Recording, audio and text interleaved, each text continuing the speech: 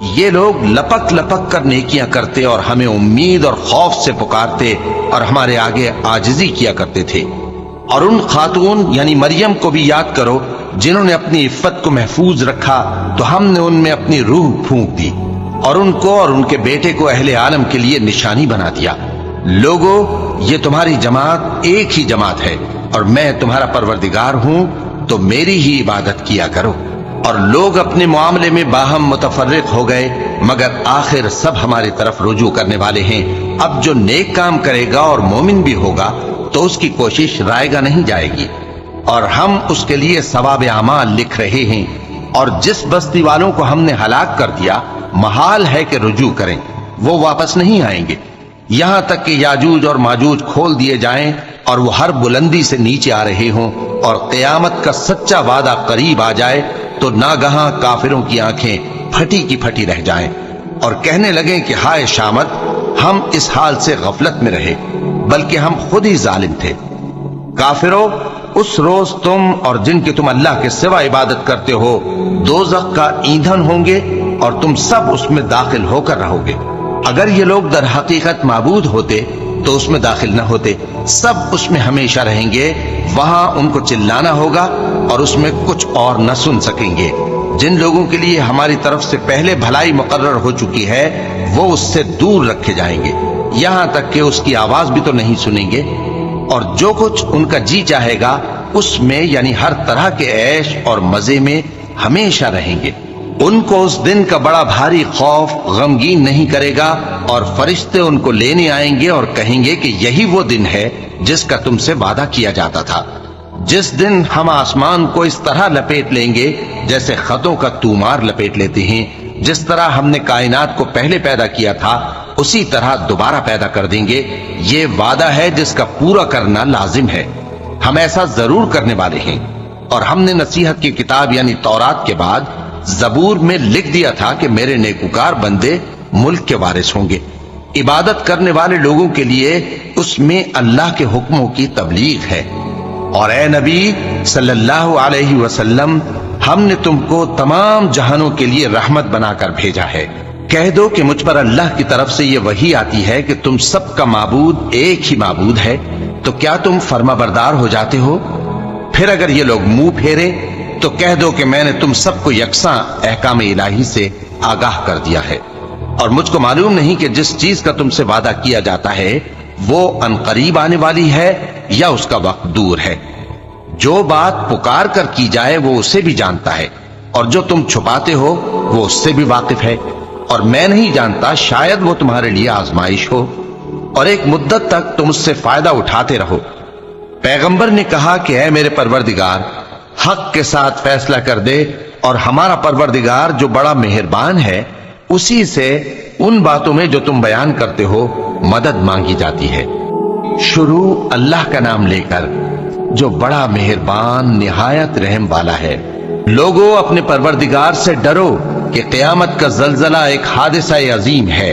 اے مخاطب، جس دن تو اس کو دیکھے گا اس دن یہ حال ہوگا کہ تمام دودھ پلانے والی عورتیں اپنے بچوں کو بھول جائیں گی، اور تمام حمل والیوں کے حمل گر پڑیں گے، اور لوگ تجھ کو مدہوش نظر آئیں گے، حالانکہ وہ مدہوش نہیں ہوں گے بلکہ عذاب دیکھ کر مدہوش ہو رہے ہوں گے۔ بے شک اللہ کا عذاب بڑا سخت ہے۔ اور بعض لوگ ایسے ہیں جو اللہ کی شان میں علم کے بغیر جھگڑتے اور ہر شیطان سرکش کی پیروی کرتے ہیں، جس کے بارے میں لکھ دیا گیا ہے کہ جو اسے دوست رکھے گا تو وہ اس کو گمراہ کر دے گا اور دوزخ کے عذاب کا رستہ دکھائے گا۔ لوگو، اگر تم کو مرنے کے بعد جی اٹھنے میں کچھ شک ہو تو ہم نے تم کو پہلی بار بھی تو پیدا کیا تھا، یعنی ابتدا میں مٹی سے، پھر اس سے نطفہ بنا کر، پھر اس سے خون کا لوتھڑا بنا کر، پھر اس سے بوٹی بنا کر جس کی بناوٹ کامل بھی ہوتی ہے اور ناقص بھی، تاکہ تم پر اپنی خالقیت ظاہر کر دیں۔ اور ہم جس کو چاہتے ہیں ایک میعاد مقرر تک پیٹ میں ٹھہرائے رکھتے ہیں، پھر تم کو بچہ بنا کر نکالتے ہیں، پھر تم جوانی کو پہنچتے ہو، اور بعض قبل از پیری مر جاتے ہیں، اور بعض بڑھاپے کی نہایت خراب عمر کی طرف لوٹائے جاتے ہیں کہ بہت کچھ جاننے کے بعد بالکل بے علم ہو جاتے ہیں۔ اور اے دیکھنے والے، تو دیکھتا ہے کہ ایک وقت میں زمین خشک پڑی ہوتی ہے، پھر جب ہم اس پر مے برساتے ہیں تو وہ شاداب ہو جاتی اور ابھرنے لگتی ہے اور طرح طرح کی بارونق چیزیں اگاتی ہے۔ ان قدرتوں سے ظاہر ہے کہ اللہ ہی قادر مطلق ہے جو برحق ہے، اور یہ کہ وہ مردوں کو زندہ کر دیتا ہے، اور یہ کہ وہ ہر چیز پر قدرت رکھتا ہے، اور یہ کہ قیامت آنے والی ہے اس میں کچھ شک نہیں، اور یہ کہ اللہ سب لوگوں کو جو قبروں میں ہیں جلا اٹھائے گا، اور لوگوں میں کوئی ایسا بھی ہے جو اللہ کی شان میں بغیر علم کے اور بغیر ہدایت کے اور بغیر کتاب روشن کے جھگڑتا ہے اور تکبر سے گردن موڑ لیتا ہے تاکہ لوگوں کو اللہ کے رستے سے گمراہ کر دے۔ اس کے لیے دنیا میں ذلت ہے، اور قیامت کے دن ہم اسے عذاب آتش سوزاں کا مزہ چکھائیں گے۔ اے سرکش، یہ اس کفر کی سزا ہے جو تیرے ہاتھوں نے آگے بھیجا ہے، اور اللہ اپنے بندوں پر ظلم کرنے والا نہیں۔ اور لوگوں میں بعض ایسا بھی ہے جو کنارے پر کھڑا ہو کر اللہ کی عبادت کرتا ہے، اگر اس کو کوئی دنیاوی فائدہ پہنچے تو اس کے سبب مطمئن ہو جائے، اور اگر کوئی آفت پڑے تو منہ کے بل لوٹ جائے، یعنی پھر کافر ہو جائے۔ اس نے دنیا میں بھی نقصان اٹھایا اور آخرت میں بھی، یہی تو صاف نقصان ہے۔ یہ اللہ کے سوا ایسی چیز کو پکارتا ہے جو نہ اسے نقصان پہنچائے اور نہ فائدہ دے سکے، یہی تو پرلے درجے کی گمراہی ہے۔ بلکہ ایسے شخص کو پکارتا ہے جس کا نقصان فائدے سے زیادہ قریب ہے۔ ایسا دوست بھی برا اور ایسا ساتھی بھی برا۔ جو لوگ ایمان لائے اور عمل نیک کرتے رہے، اللہ ان کو بہشتوں میں داخل کرے گا جن کے نیچے نہریں بہ رہی ہیں۔ کچھ شک نہیں کہ اللہ جو چاہتا ہے کرتا ہے۔ جو شخص یہ گمان کرتا ہو کہ اللہ اس کو دنیا اور آخرت میں مدد نہیں دے گا، تو اس کو چاہیے کہ اوپر کی طرف یعنی اپنے گھر کی چھت میں ایک رسی باندھے، پھر اس سے اپنا گلا گھونٹ لے، پھر دیکھے کہ آیا یہ تدبیر اس کے غصے کو دور کر دیتی ہے۔ اور اسی طرح ہم نے اس قرآن کو اتارا جس کی تمام باتیں کھلی ہوئی ہیں، اور یہ یاد رکھو کہ اللہ جس کو چاہتا ہے ہدایت دیتا ہے۔ جو لوگ مومن یعنی مسلمان ہیں اور جو یہودی ہیں اور ستارہ پرست اور عیسائی اور مجوسی اور مشرک، اللہ ان سب میں قیامت کے دن فیصلہ کر دے گا۔ بے شک اللہ ہر چیز سے باخبر ہے۔ کیا تم نے نہیں دیکھا کہ جو مخلوق آسمانوں میں ہے اور جو زمین میں ہے، اور سورج اور چاند اور ستارے اور پہاڑ اور درخت اور چوپائے اور بہت سے انسان اللہ کو سجدہ کرتے ہیں، اور بہت سے ایسے ہیں جن پر عذاب ثابت ہو چکا ہے، اور جس شخص کو اللہ ذلیل کرے اس کو کوئی عزت دینے والا نہیں۔ بے شک اللہ جو چاہتا ہے کرتا ہے۔ چونکہ آیت سجدہ تلاوت کی گئی، لہذا سامعین پر سجدہ واجب ہے۔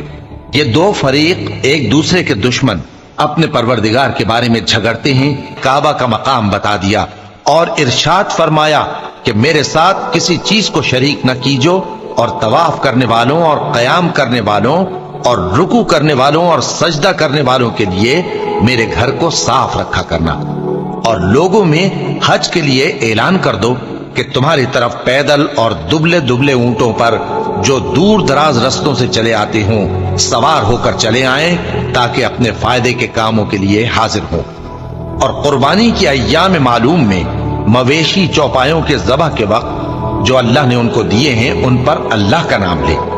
اب اس میں سے تم خود بھی کھاؤ اور خستہ حال ضرورت مند کو بھی کھلاؤ۔ پھر چاہیے کہ لوگ اپنا میل کچیل دور کریں اور منتیں پوری کریں، اور اس قدیم گھر یعنی بیت اللہ کا طواف کریں۔ یہ ہمارا حکم ہے، اور جو شخص ادب کی چیزوں کی جو اللہ نے مقرر کی ہیں تعظیم کرے تو یہ اس کے پروردگار کے نزدیک اس کے حق میں بہتر ہے۔ اور تمہارے لیے مویشی حلال کر دیے گئے ہیں سوائے ان کے جو تمہیں پڑھ کر سنائے جاتے ہیں۔ تو بتوں کی پلیدی سے بچو اور جھوٹی بات سے پرہیز کرو، صرف ایک اللہ کے ہو کر اور اس کے ساتھ شریک نہ ٹھہرا کر۔ اور جو شخص کسی کو اللہ کے ساتھ شریک مقرر کرے تو وہ گویا ایسا ہے جیسے آسمان سے گر پڑے، پھر اس کو پرندے اچک لے جائیں یا ہوا کسی دور کی جگہ اڑا کر پھینک دے۔ یہ ہمارا حکم ہے، اور جو شخص ادب کی چیزوں کی جو اللہ نے مقرر کی ہیں تعظیم کرے تو یہ کام دلوں کی پرہیزگاری سے ہے۔ ان میں ایک وقت مقرر تک تمہارے لیے فائدے ہیں، پھر ان کو اس قدیم گھر یعنی بیت اللہ تک پہنچنا اور ذبح ہونا ہے۔ اور ہم نے ہر ایک امت کے لیے قربانی کا طریق مقرر کر دیا ہے تاکہ جو مویشی چوپائے اللہ نے ان کو دیے ہیں ان کے ذبح کرنے کے وقت ان پر اللہ کا نام لے۔ سو تمہارا معبود ایک ہی ہے، تو اسی کے فرما بردار ہو جاؤ اور عاجزی کرنے والوں کو خوشخبری سنا دو۔ یہ وہ لوگ ہیں کہ جب اللہ کا نام لیا جاتا ہے تو ان کے دل ڈر جاتے ہیں، اور جب ان پر مصیبت پڑتی ہے تو صبر کرتے ہیں، اور نماز آداب سے پڑھتے ہیں، اور جو مال ہم نے ان کو عطا فرمایا ہے اس میں سے نیک کاموں میں خرچ کرتے ہیں۔ اور قربانی کے اونٹوں کو بھی ہم نے تمہارے لیے اللہ کے شعائر مقرر کیا ہے، ان میں تمہارے لیے فائدے ہیں، تو قربانی کرنے کے وقت قطار باندھ کر ان پر اللہ کا نام لو، پھر جب پہلو کے بل گر پڑے تو ان میں سے کھاؤ، اور قناعت سے بیٹھ رہنے والوں اور سوال کرنے والوں کو بھی کھلاؤ۔ اس طرح ہم نے ان کو تمہارے زیر فرمان کر دیا ہے تاکہ تم شکر کرو۔ اللہ تک نہ ان کا گوشت پہنچتا ہے اور نہ خون، بلکہ اس تک تمہاری پرہیزگاری پہنچتی ہے۔ اسی طرح اللہ نے ان کو تمہارے زیر فرمان کر دیا ہے تاکہ اس بات کے بدلے کہ اس نے تم کو ہدایت بخشی ہے اسے بزرگی سے یاد کرو۔ اور اے پیغمبر، نیکوکاروں کو خوشخبری سنا دو، اللہ تو مومنوں سے ان کے دشمنوں کو ہٹاتا رہتا ہے۔ بے شک اللہ کسی خیانت کرنے والے ناشکرے کو دوست نہیں رکھتا۔ جن مسلمانوں سے خواہ مخواہ لڑائی کی جاتی ہے ان کو اجازت ہے کہ وہ بھی لڑیں، کیونکہ ان پر ظلم ہو رہا ہے، اور اللہ ان کی مدد کرے گا، وہ یقیناً ان کی مدد پر قادر ہے۔ یہ وہ لوگ ہیں کہ اپنے گھروں سے ناحق نکال دیے گئے، انہوں نے کچھ قصور نہیں کیا، ہاں یہ کہتے ہیں کہ ہمارا پروردگار اللہ ہے۔ اور اگر اللہ لوگوں کو ایک دوسرے سے نہ ہٹاتا رہتا تو خانقاہیں اور گرجے اور یہودیوں کے عبادت خانے اور مسلمانوں کی مسجدیں جن میں اللہ کا کثرت سے ذکر کیا جاتا ہے گرائی جا چکی ہوتی۔ اور جو شخص اللہ کی مدد کرتا ہے اللہ اس کی ضرور مدد کرتا ہے، بے شک اللہ توانا ہے، غالب ہے۔